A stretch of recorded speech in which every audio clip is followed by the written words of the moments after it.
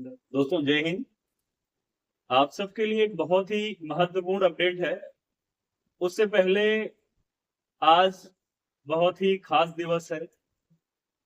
अपने देश के पूर्व राष्ट्रपति डॉक्टर एपीजे अब्दुल कलाम जी का आज जन्म दिवस है। तो इसके उपलक्ष्य में कलाम जी को सत सत नमन प्रणाम। क्योंकि इनके जैसा वैज्ञानिक, इनके जैसा राष्ट्रपति शायद ही आगे कोई आएंगे। जो सर का निस्वार्थ भाव का त्याग रहा, उनको कभी भी भुलाया नहीं जा सकता है। और हम चाहेंगे आप सब लोग भी अपने अपने माध्यम से सर के जन्मदिन को खास दिन बनाइए। आगे आप सबके लिए बहुत ही महत्वपूर्ण अपडेट है इमरजेंसी फंड को लेकर के। इमरजेंसी फंड आज से बिल्कुल सुचारू रूप से चलने वाला है।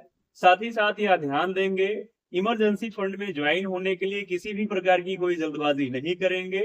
किसी भी प्रकार से टेंशन लेने की कोई आवश्यकता नहीं है, क्योंकि अब इमरजेंसी फंड आपका नए अवतार में आ चुका है। अब यह अस्थायी प्लान बन चुका है, अब यह अस्थायी नहीं है। इसलिए निश्चित रहें, धैर्य बनाएं। सबसे पहले आप सबकी नैतिक जिम्मेदारी है कि आप सब लोग अपने अपने सीनियर सदस्य से बात करेंगे, उनके माध्यम से ही इमरजेंसी फंड को ज्वाइन करेंगे। कृपया ध्यान दें, आप लोग अपनी मर्जी से संस्था की आईडी डाल करके ज्वाइन नहीं करेंगे। यदि ऐसा करते हैं तो इस स्थिति में आपकी आईडी रिजेक्ट हो सकती है। मे बी चांसेस हैं आपको इमरजेंसी फंड में एक्सेप्ट नहीं किया जाए। तो हर सदस्य की नैतिक जिम्मेदारी है इमरजेंसी फंड को अपने सीनियर सदस्य के माध्यम से ही ज्वाइन करें। यदि उनके सीनियर सदस्य उनको कॉपरेट नहीं करते हैं, ऐसी स्थिति में आप संस्था के हेल्पलाइन नंबर पर संपर्क करके वहां से भी जो इंस्ट्रक्शन दिया जाएगा उसको फॉलो करके ज्वाइन कर सकते हैं। लेकिन प्रथम वरीयता हम सबको अपने सीनियर को देने की आवश्यकता है। कृपया ध्यान दें, इमरजेंसी फंड के लिए कुछ आवश्यक नियम है। प्रथम नियम यह है कि आप सबकी केवाईसी कंप्लीट होनी चाहिए। यदि पैन कार्ड नहीं है तो घबराने की आवश्यकता नहीं है। ऐसी स्थिति में भी आप इमरजेंसी फंड को ज्वाइन कर सकते हैं, लेकिन आपका आधार कार्ड, आपकी बैंक डिटेल यह कंप्लीट सबमिट होनी चाहिए। इसके साथ साथ आपको 5 सदस्यों की आर्थिक मदद करनी है। प्रथम 5 लेवल में जो सदस्य आपको दिखाई देंगे, उनकी मदद करना अति आवश्यक है। इस विषय पर भी विशेष ध्यान देंगे। यदि आप इन दोनों नियमों का पालन करते हैं तो आप तैयार हैं इमरजेंसी फंड को ज्वाइन करने के लिए। यदि आपने इन दोनों नियमों में से किसी भी एक नियम का पालन नहीं किया हुआ है तो आप इमरजेंसी फंड को ज्वाइन नहीं कर पाएंगे। एक विशेष बात यह है हमारे सीनियर सदस्यों के लिए, जो पुराने सदस्य हैं, जिन सदस्यों के पैनल पर रेड अलर्ट शो हो रहा होगा, ऐसे सदस्य कृपया ध्यान दें, यदि आप अपने रेड अलर्ट को नहीं हटाते हैं तो आप इमरजेंसी फंड को ज्वाइन नहीं कर पाएंगे। इस बात का विशेष ध्यान देना है। साथ ही साथ नए व पुराने सदस्य आप दोनों के लिए एक आवश्यक सूचना है कि आप सबको इमरजेंसी फंड में 2 सदस्यों को भी रेफरल करना कंपलसरी है, अनिवार्य है। इसके लिए समय सीमा जो है वह 10 दिन का है। आपको अगले 10 दिन के भीतर 100% 2 रेफरल करना कंपलसरी है। यदि आप ऐसा नहीं करते हैं तो 11वें दिन से आपको इमरजेंसी फंड से किसी भी प्रकार का कोई आर्थिक लाभ प्राप्त नहीं होगा। इस बात का भी विशेष ध्यान देंगे। नए जो सदस्य हैं, जो आज ज्वाइन किए हैं या कल ज्वाइन किए हैं या 10 दिन पहले ज्वाइन किए हैं, उनके लिए भी यही गाइडलाइन है, और जो पुराने सदस्य हैं उनके लिए भी यही गाइडलाइन है। दोनों ही स्थिति में आपको 10 दिन के भीतर इमरजेंसी फंड में भी 2 रेफरल करना अनिवार्य होगा। इमरजेंसी फंड आप 2 प्रकार से ज्वाइन कर सकते हैं। पहला प्रकार यह है कि आप हर लेवल का जो अमाउंट डिसाइड किया गया है, 10 रुपए, 20 रुपए, 30 रुपए, इस प्रकार से आप सबमिट करके एक एक लेवल वन टाइम में ज्वाइन कर सकते हैं।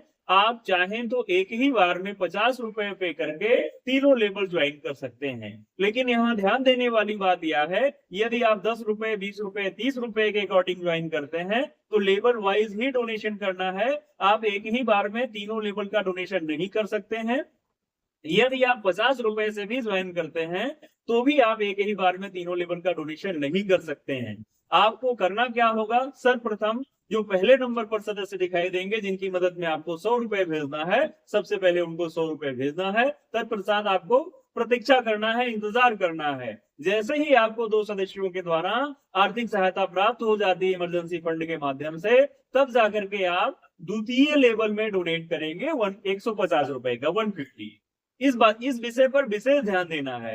और उसके बाद जब आपको द्वितीय लेवल का, जो हमारा सेकंड लेवल होगा इमरजेंसी फंड का, उसका टोटल फंड प्राप्त हो जाता है 150 150 150 150, 4 टाइम आपको 150 प्राप्त हो जाता है, टोटल 600 रुपए जब आपको प्राप्त हो जाता है, तब जाकर के आप तीसरे लेवल को अपग्रेड करेंगे। आप सबकी जानकारी के लिए बताना चाहेंगे, अभी आपका इमरजेंसी फंड जो है यह 3 लेवल में ही ऑपरेट होने वाला है, पहला, दूसरा और तीसरा लेवल। जैसे ही आगे मैनेजमेंट को यह लगेगा कि अब हमें लेवल इंक्रीज करने की आवश्यकता है, तो फिर चौथा लेवल भी इंक्रीज किया जाएगा, फिर आगे और भी जिस लेवल की आवश्यकता लगेगी उस लेवल को इंक्रीज किया जाएगा। इस विषय का विशेष ध्यान देंगे।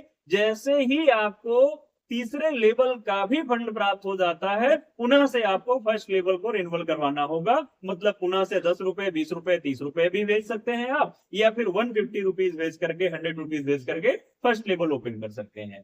यह अगर एक दिन में 2 बार हो जाता है तो आपको 2 बार रिन्यूअल करवाना होगा, 3 बार हो जाता है तो 3 बार रिन्यूअल करवाना होगा, या एक ही बार होता है तो एक ही बार रिन्यूअल करवाना होगा। मतलब जितनी बार आपको कंप्लीट तीनों लेवल का पेमेंट प्राप्त हो जाएगा, उतनी बार आपको रिन्यूअल करवाना होगा। जिस भी लेवल का पेमेंट, सपोज दैट आप फर्स्ट लेवल में एक पेमेंट प्राप्त करते हैं, ऐसी स्थिति में आपको सेकंड लेवल में पेमेंट ट्रांसफर करने की आवश्यकता नहीं है। नेक्स्ट डे पुनः से जो पेमेंट आपकी पेंडिंग होगी वह आपको प्राप्त होगी, तब जाकर के अगले लेवल में डोनेट करना होगा। यह प्रक्रिया हर लेवल के लिए अप्लाई होगी। तो ध्यान देने योग्य बात यह है कि अब आपको प्रतिदिन 0 से शुरुआत नहीं करना होगा, बल्कि आप जहां पहुंचे होंगे आपकी शुरुआत अगले दिन वहीं से होगी।